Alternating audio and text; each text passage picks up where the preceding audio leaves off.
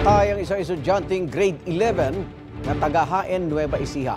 Batas umanong sa pailalim sa hazing.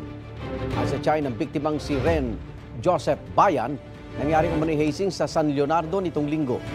Wala nang buhay at matigas na raw ang katawan ng biktima nang iuwi siya ng fratmen sa kanilang bahay. Ilang araw na raw ang nakaraan nang magpaalam si Ren Joseph sa kanyang pamilya na pupunta siya sa initiation rites ng Tau Gamma Phi Fraternity. Hindi raw siya mapigilan. Hanggang sa ilang miyembro ng frat nang dumating sa kanilang bahay sakay ng isang van, binuhat si Ren mula sa van at tinurn over sa kanyang pamilya. Sa panayam ng Super Radio DZBB sa Nueva Ecija Provincial Police, hemorrhagic shock ang ikinamatay ni Ren Joseph.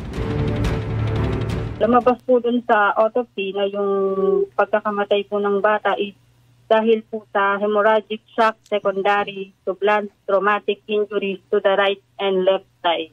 Maraming pasa po yung bata. Sa hita, sa balakang niya dito, sa ganito niya.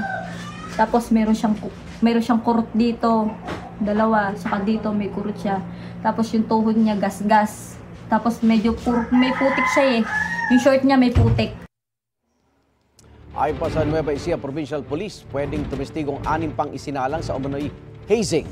Hindi umarap sa kamera ang kinatawan ng HN Police kung saan nagsumbong ang pamilya ni Ren Joseph. Pero tukoy na raw nila ang bahay na pinangyarihan ng initiation rites. May mga pangalan na rin daw sila ng fratmen na nagsagawa ng umano'y hazing. Kapag kinasuhan na ang mga salarin, i-endorso ng HN Police ang kaso sa San Leonardo Police na may sakop sa lugar na pinangyarihan ng hazing.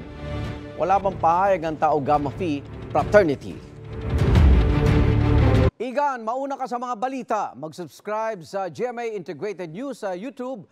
Sa mga kapuso abroad, subaybayan nyo kami sa GMA Pinoy TV at sa www.gmanews.tv.